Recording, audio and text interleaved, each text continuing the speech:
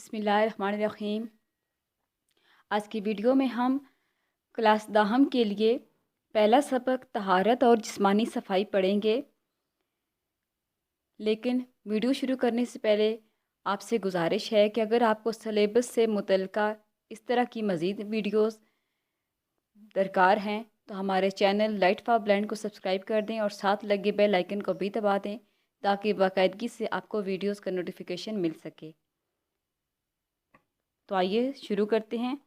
سوال ہے، قرآن و حدیث کی روشنی میں طہارت پر ایک مختصر نوٹ لکھیے۔ جواب، طہارت کا مفہوم۔ طہارت کے لغوی معنی ہیں صفائی اور پاکیزگی۔ اصطلاح دین میں جسم، لباس اور عبادت کی جگہ کو پاک صاف رکھنا طہارت کہلاتا ہے۔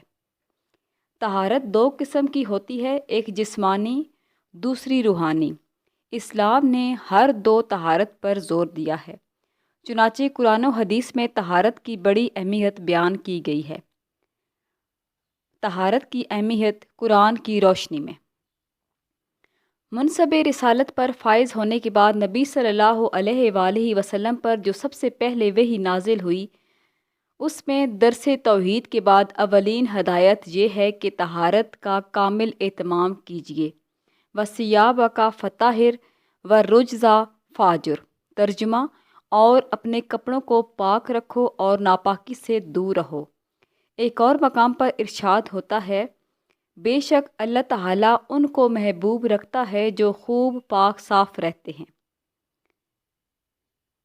سورہ البقرہ آیت نمبر 222۔ طہارت کا مفہوم حدیث کی روشنی میں۔ رسول اللہ صلی اللہ علیہ وآلہ وسلم طہارت اور پاکیزگی کے بے نظیر مثال تھے۔ حضور صلی اللہ علیہ وآلہ وسلم نے اپنی امت کو بھی طہارت کی انتہائی تاکید فرمائی، چنانچہ ارشاد ہوتا ہے، طہارت آدھا ایمان ہے۔ ایک مقام پر فرمایا، اسلام کی بنیاد نفاست اور پاکیزگی پر ہے۔ ایک حدیث میں ارشاد ہوتا ہے، خوشبو لگانا اور مسواک کرنا انبیاء کی سنت ہے۔ پھر ارشاد ہوتا ہے، جو نماز مسواک کر کے پڑھی جائے وہ ان 70 نمازوں سے بہتر ہے جو مسواک کیے بغیر پڑھی جائیں۔ ایک حدیث میں ارشاد ہوتا ہے، خدا بغیر پاکیزگی کے نماز قبول نہیں کرتا۔ طہارت جسمانی اور روحانی ایک دوسرے کے لیے لازم و ملزوم ہیں۔ اس لیے نبی کریم صلی اللہ علیہ وآلہ وسلم نے جہاں خلوص نیت، پابندی، عبادت اور ادائے حقوق کی تعلیم دی، وہاں وضو اور غسل کے مسائل، ناخن تراشنے، بال منڈوانے، بال کتروانے کے احکام، لباس اور مکان کی صفائی، خوشبو لگانے اور مسواک کرنے کے فوائد بھی ذہن نشین کرائے ہیں۔ سوال نمبر 2، وضو کا طریقہ بیان کیجیے یا وضو کا مسنون طریقہ تحریر کیجیے۔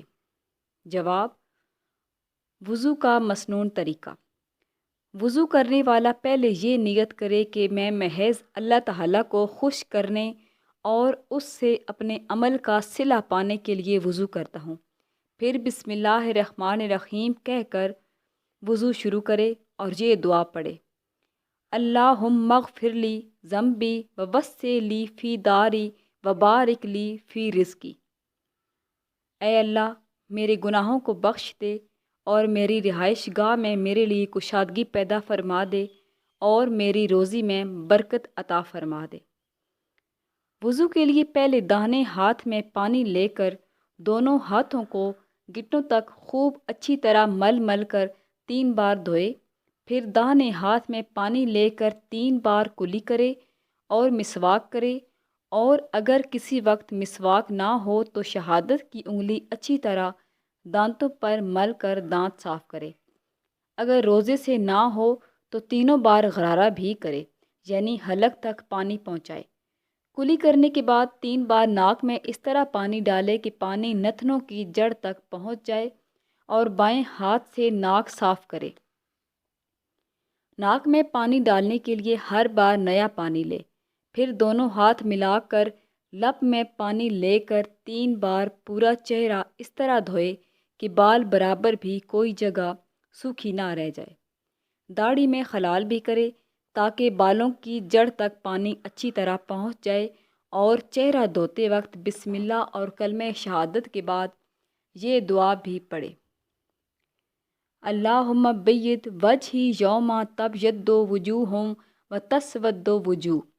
तर्जुमा, ए अल्लाह, मेरा चेहरा उस दिन रोशन फरमा दे जिस दिन कुछ चेहरे रोशन होंगे और कुछ चेहरे तारीक होंगे।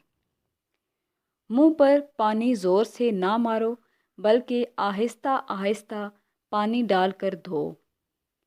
पेशानी के बालों से ठोड़ी के नीचे तक और इधर उधर दोनों कानों तक मुंह धोना चाहिए। फिर कोहनियों समेत दोनों हाथ धो, फिर दायां हाथ 3 बार, फिर बायां हाथ 3 बार धोना चाहिए। फिर हाथ पानी से तर करके यानी भिगो कर सर का मसा करो, फिर कानों का मसा करो। मसा सिर्फ 1 बार करना चाहिए। फिर 3-3 मर्तबा दोनों पाँव टखनों समेत धो, फिर दाहिना पाँव, फिर बायां पाँव धोना चाहिए। मसाइल वज़ू। वज़ू में बाज़ बातें ज़रूरी हैं जिनके छूट जाने से वज़ू नहीं होता। इन्हें फ़र्ज़ कहते हैं, यानी बातें ऐसी हैं जिनके छूट जाने से वज़ू हो जाता है मगर नाक़िस होता है, उन्हें सुन्नत कहते हैं। और बाज़ बातें ऐसी हैं कि उनके करने से सवाब ज़्यादा होता है लेकिन छूट जाने से कोई नुकसान या गुनाह नहीं होता, इन्हें मुस्तहब कहते हैं। फ़राइज़ वज़ू। वज़ू के 4 फ़र्ज़ हैं। नंबर 1, पेशानी के बालों से ठोड़ी के नीचे तक और एक कान से दूसरे कान तक मुंह धोना। नंबर 2, दोनों हाथों को कोहनियों समेत धोना। नंबर 3, चौथाई सर का मसा करना। नंबर 4, दोनों पाँव टखनों समेत धोना। वज़ू की सुन्नतें। नंबर 1, नियत करना। नंबर 2, बिस्मिल्लाह पढ़ना। नंबर 3, पहले दोनों हाथों को 3 बार गिट्टों तक धोना। नंबर 4, मिसवाक करना। नंबर 5, 3 बार कुली करना। नंबर 6, 3 बार नाक में पानी डालना। नंबर 7, दाढ़ी का खलाल करना। नंबर 8, हर उज़्व को 3 बार धोना। नंबर 9, हाथ पाँव की उंगलियों का खलाल करना। नंबर 10, तरतीब से वज़ू करना।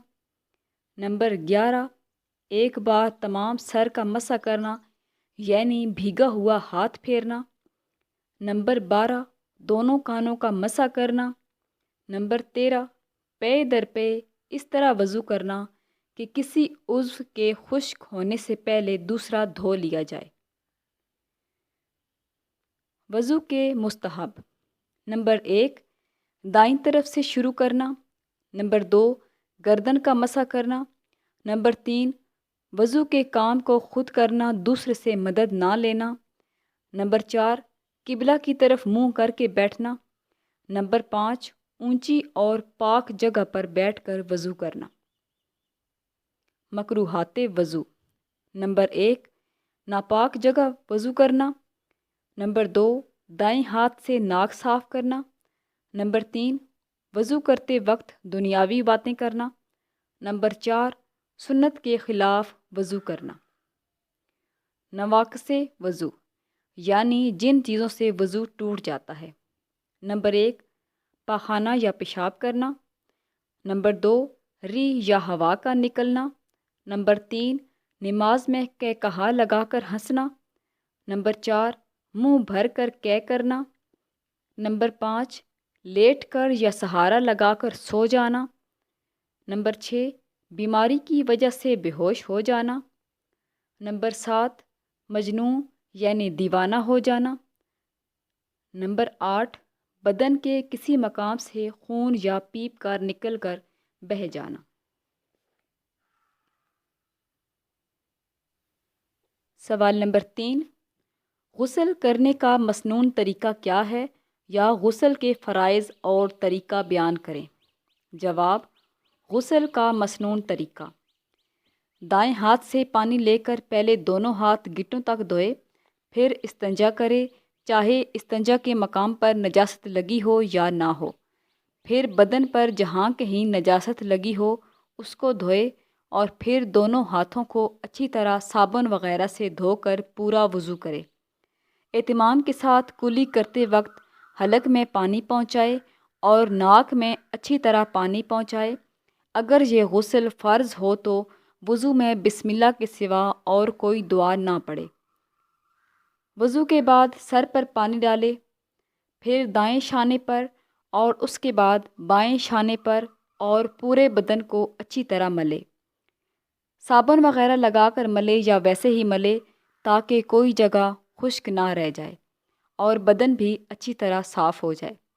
پھر 2 مرتبہ اور اسی طریقے سے سارے بدن پر اچھی طرح پانی بہائے تاکہ کسی حصے کے خشک رہ جانے کا شبہ نہ رہے۔ پھر سارے بدن کو کسی کپڑے یا تولیے وغیرہ سے اچھی طرح پونچھ ڈالے۔ فرائض غسل۔ غسل میں صرف 3 فرض ہیں، ان میں سے اگر ایک بھی چھوٹ جائے تو غسل نہ ہوگا۔ نمبر 1، کلی کرنا۔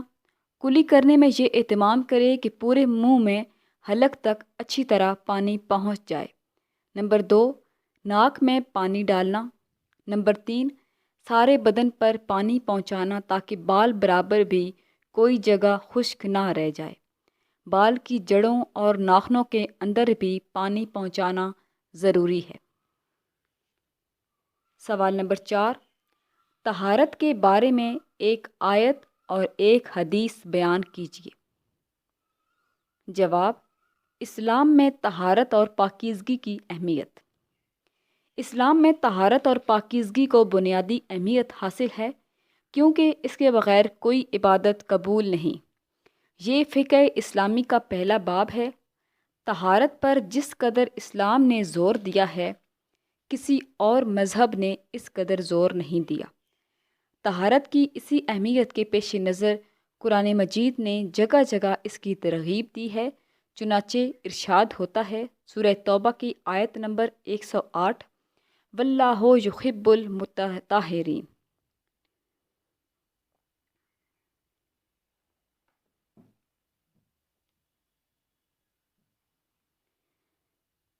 سورہ توبہ کی آیت نمبر 108، واللہ یحب المطہرین۔ ترجمہ، اور اللہ تعالیٰ ان لوگوں سے محبت کرتا ہے جو خوب پاک صاف رہتے ہیں۔ رسول اللہ صلی اللہ علیہ وآلہ وسلم پر جو سب سے پہلی وحی نازل ہوئی اس میں درس توحید کے بعد اولین ہدایت یہ ہے کہ طہارت کا کامل اہتمام کیجیے۔ طہارت کے بارے میں آیت وَثِيَابَكَ فَطَہِّرْ وَالرُّجْزَ فَاہْجُرْ۔ ترجمہ، اور اپنے کپڑوں کو پاک رکھو اور ناپاکی سے دور رہو۔ رسول پاک صلی اللہ علیہ وآلہ وسلم خود تو طہارت اور پاکیزگی کی بے نظیر مثال تھے ہی، امت کے بھی آپ صلی اللہ علیہ وآلہ وسلم نے طہارت کی انتہائی تاکید فرمائی اور طرح طرح سے اس کی اہمیت واضح فرما کر پاک اور صاف رہنے کی ترغیب دی ہے۔ ارشاد فرمایا طہارت کے بارے میں ایک حدیث، الطہور شطر الایمان۔ ترجمہ، یعنی پاکیزگی نصف ایمان ہے۔ اسلام صرف اللہ تعالیٰ کی عبادت کے وقت جگہ، جسم اور لباس کے پاک رکھنے پر زور نہیں دیتا بلکہ ہمہ گیر طہارت اسلام کا امتیازی نشان ہے۔ رسول پاک صلی اللہ علیہ وآلہ وسلم نے نہایت تفصیل کے ساتھ طہارت اور پاکیزگی کے احکام بتلائے، طریقے سمجھائے اور خود عمل کر کے سمجھانے اور ذہن نشین کرانے کا حق ادا کر دیا۔ پس ہر مسلمان کے لیے لازم ہے کہ وہ ان احکامات کو جانے، یاد کرے اور ان کے مطابق اپنے ظاہر و باطن کو پاک کرے۔ سوال نمبر 5، طہارت کے کیا فوائد ہیں؟ جواب، طہارت کا مطلب، طہارت عربی زبان کا لفظ ہے جس کے معنی ہیں صفائی اور پاکیزگی۔ طہارت 2 قسم کی ہوتی ہے، ایک جسمانی صفائی اور دوسری روحانی صفائی۔ جسمانی صفائی سے کیا مراد ہے؟ جسمانی صفائی سے مراد ہے سارے جسم کی صفائی، بدن، ہاتھ، پاؤں، منہ اور بال صاف ہوں، جسم کے اندرونی ڈھانپے ہوئے اعضاء بھی صاف ہوں، لباس صاف پہنا ہوا ہو۔ روحانی صفائی سے کیا مراد ہے؟ روحانی صفائی سے مراد ہے دل کی صفائی، یعنی آدمی کفر و شرک، گناہ و گمراہی کی نجاستوں سے پاک ہو، پاکیزہ خیالات اور صاف ستھری سوچ رکھتا ہو۔ طہارت کے فوائد۔ دونوں قسم کی طہارت کے بہت سے فوائد ہیں۔ جسمانی طہارت کے فوائد: نمبر 1، عبادت کے قابل۔ عبادت کرنے، خاص طور پر نماز ادا کرنے کے لیے جسم، لباس اور جگہ کا صاف ہونا ضروری ہے۔ اگر ان میں سے کوئی بھی چیز نجاست سے آلودہ ہو تو نماز نہیں ہوتی۔ نمبر 2، صفائی صحت کی ضامن ہے۔ گندے جسم اور گندے کپڑوں میں بیماریاں پھیلانے والے جراثیم اور بیکٹیریا پیدا ہوتے ہیں۔ اکثر بیماریاں انسان کے گندا رہنے سے پیدا ہوتی ہیں۔ صاف ستھرا رہنے والے لوگ صحت مند اور توانا رہتے ہیں۔ نمبر 3، اللہ تعالیٰ صاف ستھرے لوگوں کو پسند کرتا ہے۔ اللہ تعالیٰ بھی صاف ستھرے لوگوں کو پسند کرتا ہے۔ قرآن پاک کا ارشاد ہے، وَاللَّهُ يُحِبُّ الْمُطَّهِّرِينَ۔ ترجمہ: اور اللہ تعالیٰ صاف ستھرے لوگوں کو پسند کرتا ہے۔ نمبر 4، صاف ستھرا آدمی پرکشش ہوتا ہے۔ لوگ صاف ستھرے آدمی سے بات کرنا اور اس کے پاس بیٹھنا اور اسے اپنے پاس بٹھانا پسند کرتے ہیں، جبکہ گندے آدمی سے لوگ نفرت کرتے ہیں۔ نمبر 5، پاکیزگی ایمان کی علامت ہے۔ رسول پاک صلی اللہ علیہ وآلہ وسلم نے فرمایا، الطہور شطر الایمان، یعنی صفائی نصف ایمان ہے۔ روحانی طہارت کے فوائد۔ نمبر 1، عرفان الہی حاصل ہوتا ہے۔ دل میں پاکیزہ جذبہ رکھنا اور ذہن میں اچھی سوچ رکھنا روحانی طہارت کہلاتا ہے۔ انسان کا دل جیسے جیسے پاکیزہ اور نیک جذبات کا منبع بنتا جاتا ہے، ویسے ویسے اسے عرفان الہی حاصل ہوتا جاتا ہے۔ نمبر 2، عبادات کے حقیقی مقصد کا ذریعہ۔ ایک مسلمان عبادات کا اصل ثواب و اجر اسی وقت حاصل کر سکتا ہے جب وہ اپنے دل و دماغ کو پاکیزہ بنا لیتا ہے۔ پھر اسے نماز پڑھنے میں بھی سرور آتا ہے اور روزہ رکھنے میں بھی روحانی تسکین حاصل ہوتی ہے۔ نماز اور روزہ اس وقت مشقت اور فاقہ ہی رہتا ہے جب اس کے پیچھے پاکیزہ دل و دماغ نہ ہو۔ دل و دماغ کی پاکیزگی کیسے پیدا ہوتی ہے؟ پاکیزہ اور حلال رزق سے پیدا ہوتی ہے۔ نمبر 3، قرب الہی کا ذریعہ۔ جب انسان کی عبادات سنور جاتی ہیں تو پھر اسے قرب الہی حاصل ہونا شروع ہو جاتا ہے۔ پھر ایک حد ایسی آتی ہے کہ وہ اللہ تعالیٰ کا مقبول بندہ بن جاتا ہے۔